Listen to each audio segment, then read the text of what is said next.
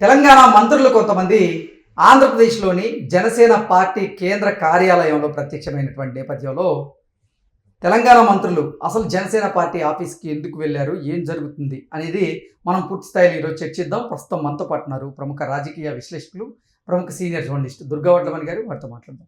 Madam నమస్తే. నమస్తే అండి. తెలంగాణ మంత్రులు కొంతమంది ఆంధ్రప్రదేశ్లో ఉన్నటువంటి జనసేన పార్టీ కేంద్ర కార్యాలయంలో ప్రత్యక్షమయ్యారు ఈరోజు. ఏంటి అసలు తెలంగాణ మంత్రులు ఆంధ్రప్రదేశ్లో ఉన్నటువంటి జనసేన పార్టీ ఆఫీస్లో ఏం చేస్తున్నారు, అక్కడికి ఎందుకు వెళ్ళారు, ఏం జరుగుతోంది అంటే ఏం చెప్తారు? ఏమీ జరగట్లేదు, అదేదో జరిగిపోతుంది అనుకుని అందరూ ఊహించుకుంటున్నారు. అసలు ఎందుకు వెళ్ళారు ఏంటి అనే దాని మీద చాలా కుతూహలంగా ఉన్నారు. వాళ్ళు వెళ్ళింది ఏదో ప్రైవేట్ కార్యక్రమానికి వెళ్ళారు. ఎవరెవరు వెళ్ళారు? ఉప ముఖ్యమంత్రి భట్టి విక్రమార్క, తర్వాత మంత్రులు ఉత్తమ్ కుమార్ రెడ్డి, తర్వాత కోమటిరెడ్డి వెంకటరెడ్డి, వాకిటి శ్రీహరి, వీళ్ళ నలుగురు వెళ్ళారు.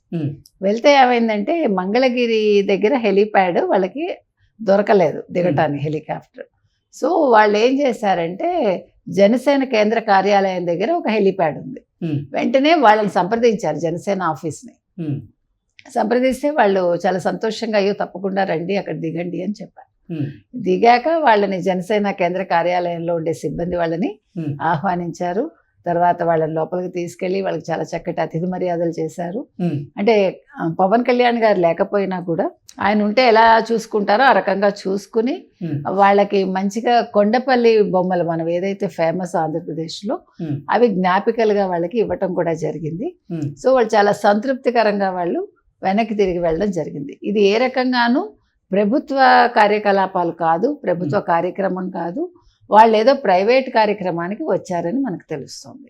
ఓకే, అంటే రాజకీయ పరమైనటువంటి చర్చల కారణంగా వారైతే ఆంధ్రప్రదేశ్లో ఉన్నటువంటి జనసేన కేంద్ర కార్యాలయానికి వెళ్ళలేదు.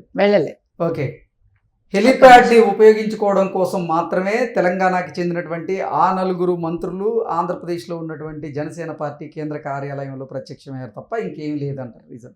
ఏమి లేదు. తర్వాత వీళ్ళతో పాటు మళ్ళా తర్వాత పొంగులేటి శ్రీనివాసరెడ్డి గారు కూడా కలిశారని తెలుస్తోంది. సో వీళ్ళందరూ కలిసి ఆ కార్యక్రమానికి హాజరయ్యారండి. తర్వాత వీళ్ళు మీరు అన్నట్టుగా ఎటువంటి రాజకీయ చర్చలు కానీ లేకపోతే రాజకీయం కానీ ఇందులో లేదు ఏ రకంగానూ. ఎందుకంటే ఇప్పుడు వీళ్ళకి వాళ్ళకి అలాంటి అవకాశాలు అవసరాలు ప్రస్తుతం అయితే మనకేం కనిపించట్లేదు. ఇప్పుడు బనకచర్లకి దీనికి సంబంధం లేదు. బనకచర్ల అది వేరే అంశం, అంటే వాళ్ళు వచ్చి మాట్లాడటానికి. అంటే ఉత్తమ్ కుమార్ రెడ్డి వచ్చారు కాబట్టి బనకచర్ల అంశం ఉంటుందా అని ఒక డౌట్ రావచ్చు ఎవరికైనా. సో ఇక్కడ ఇంకొకటి అసలు ఈ మధ్య కాలంలో చూసుకున్నట్లయితే తెలంగాణ మంత్రులు చాలా మంది కూడా బనకచర్ల విషయంలో ఆంధ్రప్రదేశ్ని టార్గెట్గా చేసుకొని కొన్ని వ్యాఖ్యలు చేశారు. ఈ నేపథ్యంలోనే అసలు తెలంగాణకు చెందినటువంటి కొంతమంది మంత్రులు ఈరోజు జనసేన పార్టీ కేంద్ర కార్యాలయంలో ప్రత్యక్షం అవ్వడం మీద నిజంగా భిన్నాభిప్రాయాలు అయితే వ్యక్తం అవుతూ ఉన్నాయి. దాని మీద ఏమంటారు అసలు? ఖచ్చితంగా కాదండి ఇది. అంటే వాళ్ళ హెలిప్యాడ్ లేకపోవటం వల్ల వాళ్ళు జనసేన వాళ్ళని అడగడం జరిగింది, జనసేన హెలిప్యాడ్ వాడుకోవడం జరిగింది. ఏదో బనకచర్ల విషయాలు తెర మీదకి వస్తున్నాయి కాబట్టి వీళ్ళు బనకచర్ల కూడా మాట్లాడారా? మాట్లాడితే వాళ్ళు ఇతనితో ఎందుకు మాట్లాడతారు కదా, మాట్లాడితే వాళ్ళు చంద్రబాబు నాయుడు గారితో మాట్లాడాలి లేదా కన్సర్న్ మినిస్టర్తో మాట్లాడాలి.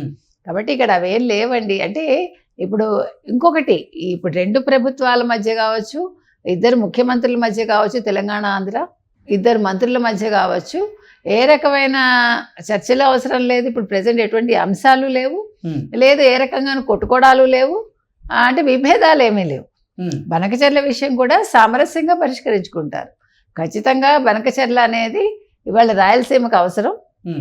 వాళ్ళ స్వార్థ రాజకీయ ప్రయోజనాల కోసం కేసీఆర్ కావచ్చు, లేకపోతే బీఆర్ఎస్ కావచ్చు, కవిత కావచ్చు, హరీష్ రావు కావచ్చు, దాని మీద గొడవలు చేస్తున్నారు తప్ప అంటే ఈ బనకచర్ల కడితే తెలంగాణకు ఏదో నష్టం అయిపోతుందని ఏ రకంగానూ నష్టం కాదండి. ఏదైతే వరద నీరు ద్వారా 2000 టీఎంసీ వేస్ట్ అవుతుందో అందులోంచి 200 టీఎంసీనే ఆంధ్రప్రదేశ్ ప్రభుత్వం వాడుకుంటానంటుంది బనకచర్ల నిర్మాణం వల్ల. కాబట్టి ఇది ఏ రకంగానూ కూడా ఎవరికి నష్టం జరిగేది కాదు. తెలంగాణకు అసలు ఏ రకంగానూ దానివల్ల ఇబ్బందులు ఉండవు. తెలంగాణ రైతులు ఏ రకంగా నష్టపోరు, ప్రజానీకం కూడా నష్టపోదు. ఒక రకంగా రాయలసీమ రత్నాలసీమగా మారడానికి అవకాశం ఉంది.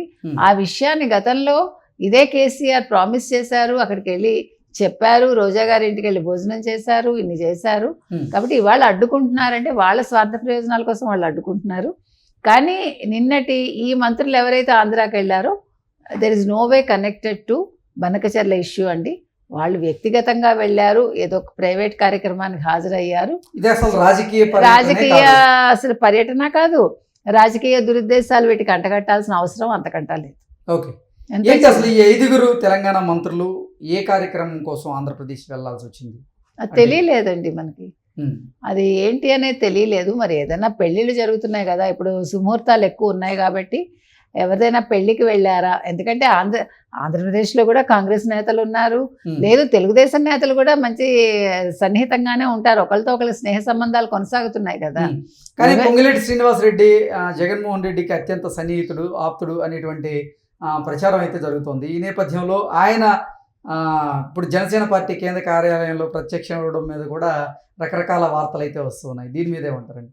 అంటే పొంగులేటికి మీరు అన్నట్టుగా ఆయన జనసేన నుంచి వచ్చాడు కాబట్టి మీకు ఇదే అవ్వచ్చు, నేను కాదని అంటలేదు. కానీ ఐ డోంట్ థింక్ సో. లేదు, ఇప్పుడు జనసేనని కలిస్తే ఇప్పుడు జనసేనకి జగన్కి ఏమైనా వీళ్ళు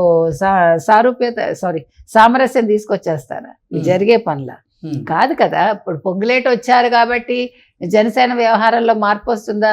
పొంగులేటి వచ్చారు కాబట్టి పవన్తో ఏదైనా మాట్లాడతారా? ఇలాంటి సందేహాలు అనవసరం అండి. ఇప్పుడు ఇంకొకటి మనం నేర్చుకోవాల్సింది ఏంటంటే, ఒకవేళ వాళ్ళు అపోజిషన్ పార్టీ అయినా కూడా అవసరానికి వచ్చినప్పుడు ఎవరైనా కూడా వాళ్ళకి చేయూతనివ్వాలి, ఎవరైనా వాళ్ళని సాదరంగా ఆహ్వానించాలి. మీరు మాకు సంబంధం లేదు అని దూరంగా విసిరేయకూడదు, నెంబర్ 1. నెంబర్ 2, స్నేహం వేరు, రాజకీయం వేరు. స్నేహంగా ఉండొచ్చు, తప్పే ఉంది.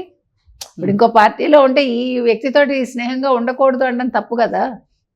అది చేసేది వైసీపీ, మిగతా పార్టీలు అలా చేస్తాయని నేను అనుకోనండి. సో ఏది ఏమైనా పొంగులేటి వచ్చారు కాబట్టి అక్కడ రాజకీయం జరిగిందని, కానీ పొంగులేటి వచ్చారు కాబట్టి ఆయన జనసేనని జగన్ని ఏదో దగ్గరికి చేరుస్తారు, లేకపోతే వాళ్ళతోటి రాజకీయ మంతనాలు ఏమైనా జరుపుతారని అనుకోవాల్సిన అవసరం అయితే లేదు ఖచ్చితంగా. ఓకే అండి, thank you so much. Thank you.